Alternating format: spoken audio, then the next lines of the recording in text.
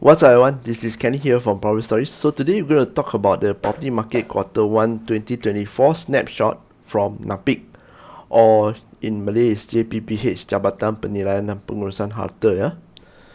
So the volume, so first quarter we already have 104,000 transactions with the value of 56.5 billion. Volume trend, you can see negative is year on year, meaning Q1 2023 versus Q1 2024. Okay, 17% increase. Transaction value also increased by 34%. Volume by subsector. Of course, residential will always be the more one lah. Okay, value by subsector is here. You can see also the construction activities. What is the completion going to complete this year? How many units?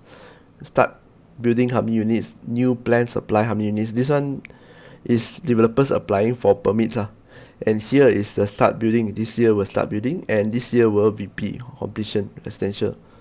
So you will notice that residential here and service apartment is separate. Because residential means residential title, service apartment here is commercial title. Commercial title by HDA compliant. Okay. So shop and stratified units, of course, very little lah. You can see the trend of construction activities also here. This one, frankly speaking, it doesn't show much. It just shows by quarter. Because the reports in quarter, you have to compare by quarter lah. You can see also by quarter, right? Every quarter you see there's so many new properties going to complete, okay, and then start building and the plan supply. But service apartment lesser, so which is good also. Okay. Unit launch, how many unit launch, how many units sold, how many high-rise property, how many landed. We're going to see this part, states with most new launches. New launches here, Johor is number 1 for the first quarter. Second will be Selangor, and third is Pahang. So it's no surprise, Johor has been really pushing a lot of new developments these days. Price range, below 300,000, there's so many new launches. This is aligned with the government's initiative to help more people, especially the lower income group, to own homes, to match the supply with the affordability. Because you always have a mismatch of supply and affordability. So 300,000 to 500,000, you can see here. The next one is 500,000 to 1 million. That's the most. First two. This is the part we want to see actually. Residential overhang. Total overhang. How many units? It also dropped. Quarter on quarter it drops. 2023, 24 it drops. The value is here. So overhang by type. High rise how many units? Others how many units? Terrace how many units? Overhang by launch periods more than 10 years. Most of the overhang properties are about 6 years to 10 years. What it means by overhang and how NAPIC or JPPH define overhang is that once you launch any residential property, once you launch, within 9 months you don't sell, you cannot sell, it's considered as overhang. That's why you see most the developers, especially, they got do pre-launch, pre-launch, special preview, then only they launch. Okay, so those things, the units that is pre-launch before the date official announcement or launch, right? That is not counted. The sales, if it's not sold, maybe halfway people cancel. Then yes, after 9 months from the launch, it's considered not sold. Okay, it's considered overhang. So this overhang by price range, you to note that most of it is around 500 to 1 million. This is the price range, 29.4, and below 300k you got 28.6. Actually, when we talk about this, right, you can see this part here is a line. The more you launch, the more you have overhang, because it's logical. And the more property that you launch, at a certain price range, the more there is unsold. Because people have more choices, number one. Second is that you can see here, if you talk about those below 300,000, right, they are known as the very vulnerable group. Most of the time their loan get rejected. A lot of times the loan get rejected, and it's very hard for them to get financing. That is why you see a lot of overhang. Okay, stays with almost overhang volume. This one, frankly speaking, is a bit of a surprise to me, to see Perak number 1. how come Perak can be number 1, Johor number 2, Selangor and Wilayah is number 3, Wilayah number 4 is Selangor. Usually, like Selangor and Johor will usually compete for number 1, but I'm not sure why Perak has become number 1. Sometimes I did check with my friend from the Perak property from time to time lah. He actually stays in Perak, he works there, he's not an agent. He told me that there's a lot of new launches, right, especially in town, Ipoh town, that the price doesn't make sense. They are banging on the people from Klang Valley, right, after get the EPF retire, buy the house there. But the price is too high lah, so that's why there's a lot of overhang. Because you see, most of the units here, 4, 5, 8, I think concentration is mostly on big towns lah, like Ipoh maybe Taiping because Taiping has been voted as the best place to retire in Malaysia. Okay, so you can see, right, the media actually, once the media publishes anything, you will see the property market there react, the developer also react. But in this case, right, they fail to take into account that most of their buyers, right, are actually locals. So I think sometimes there's a pricing strategy wrong there. Not just the developers, maybe the sub-sales also. But when we talk about overhang here, we are only referring to properties from the developer. Remember that this word overhang only applicable to primary market. Primary market here means anything that you purchase from developer, whether it's under construction or completed, is considered as primary market. Okay, so this is a case that maybe they become too greedy and then they price it wrongly, market wrongly. Not maybe lah, most likely. Actually, I've seen, if I'm not mistaken, I've seen one property listed like about 800,000 in Ipoh, 2-story terrace, 800,000. The median income people down there, how to afford? But it's okay. Let's see whether what they're going to do to address this. Because most of the time when you talk about overhang, things such as high rebates, high cashback comes into play most of the time. Let's see what they're going to do. I suspect the strategy all won't change much. So we talk about service apartment here. Total overhang, quarter 4 2023, quarter 1 2024. So it dropped, or increase the overhang, not drop. This one is here drop.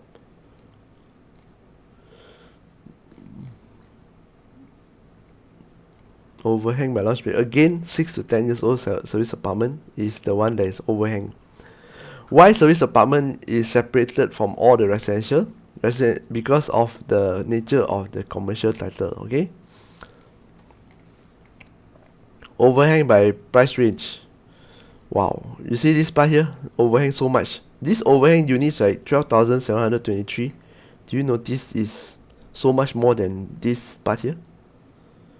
It's nearly equivalent to this and this together. 300 to 1 million together.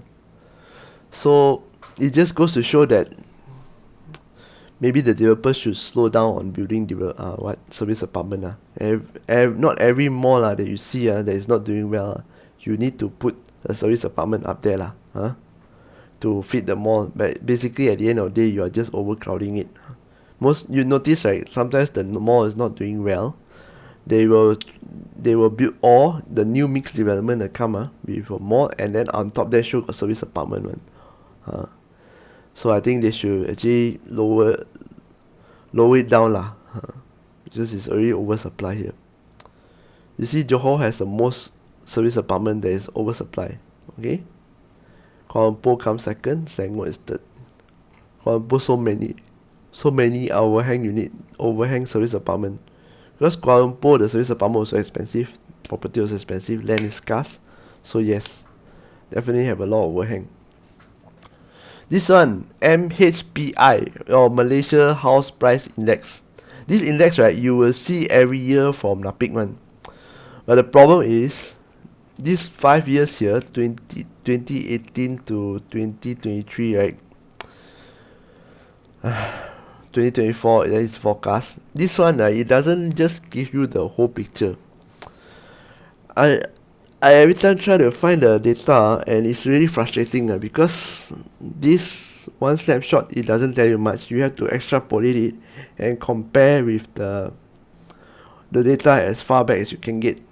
This old data that you can get, right, this is the one where you hear things that people like tell you, hey, property every 10 years double the price. Because of the graph, you can see this is MHPI, Malaysia House Price Index.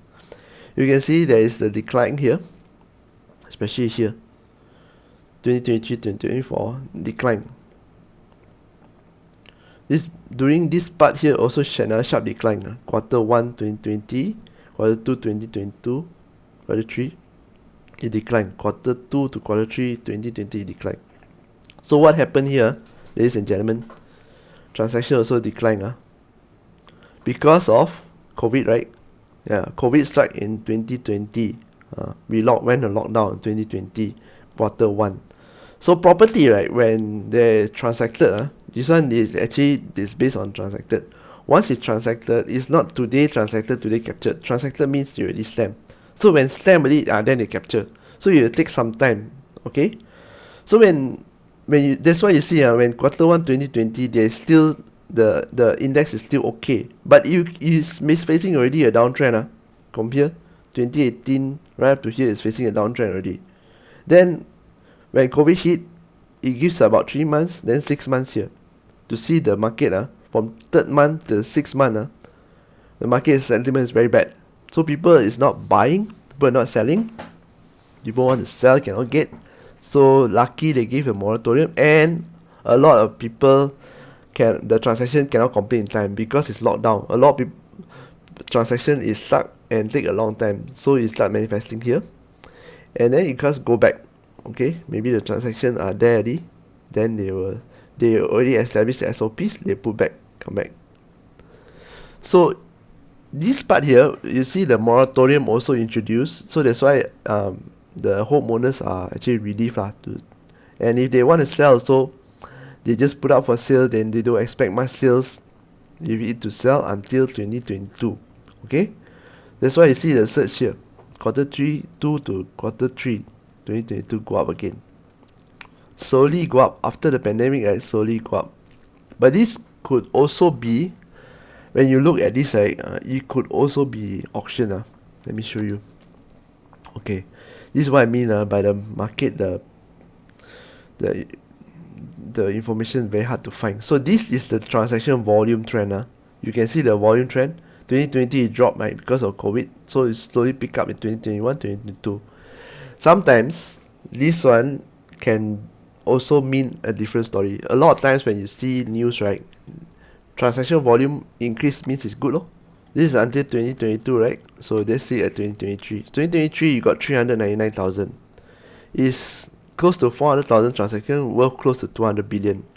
And then you will see the government will start saying, oh, property market going to recover, on the road to recovery. Is it really on the road to recovery, or the transactions in 2022 brought forward to 2023? That's why you see there's so many transactions. Or 2021 brought forward to 2022. That's why you see the spillover effect.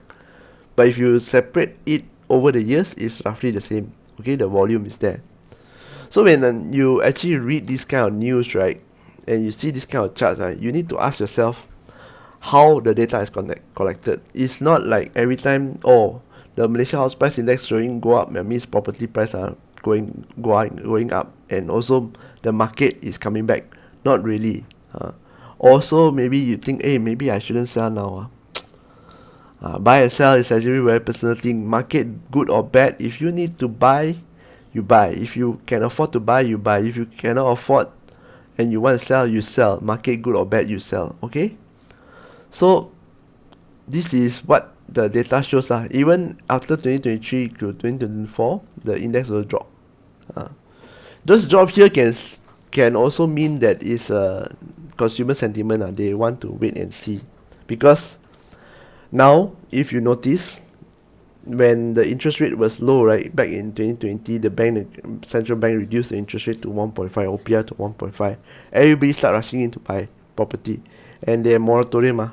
So since your savings account give you a very low interest rate, might as well you put property and also instead of your FD, give a lower savings rate, might as well you put on property. So a lot of people buy on property. 2021, and then until 2022, the central bank actually increased back the rate. Remember, the party will not be forever one, so there's always up and down. Increase back the rate, what happens to these people?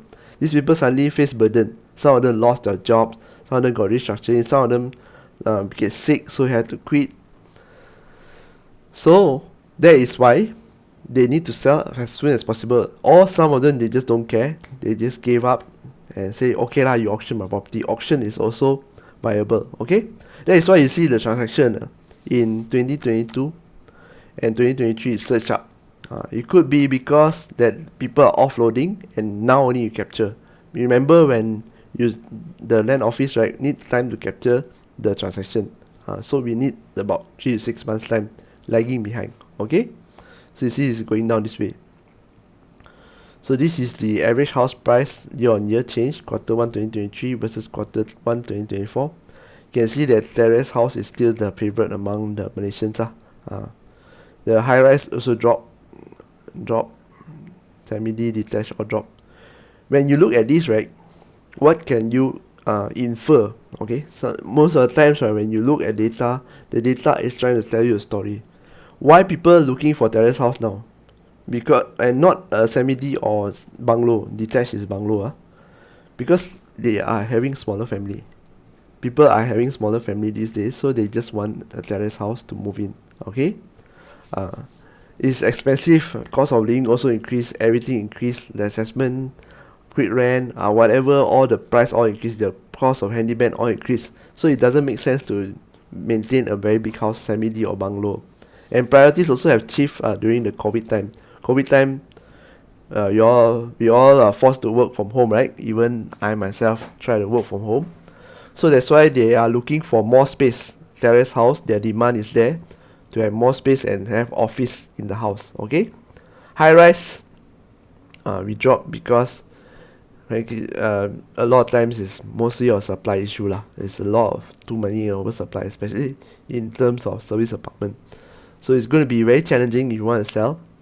Whatever year it is, it's going to be very challenging. Remember, at the end of the day, it's all about pricing it right. If you price it right, from other agents' experience to share with me, and also from my own experience, if you price it right, you will get, usually lah, not that hard to sell. It's about 3 months you can sell early if you price it right, okay? We're going to talk about things like pricing strategies all in other videos, but for now, right, I just want you to see the data. Whenever you see this data, NAPIC data, or any data that's given to you, you must always try to ask yourself, what is the story is the data trying to tell you, okay?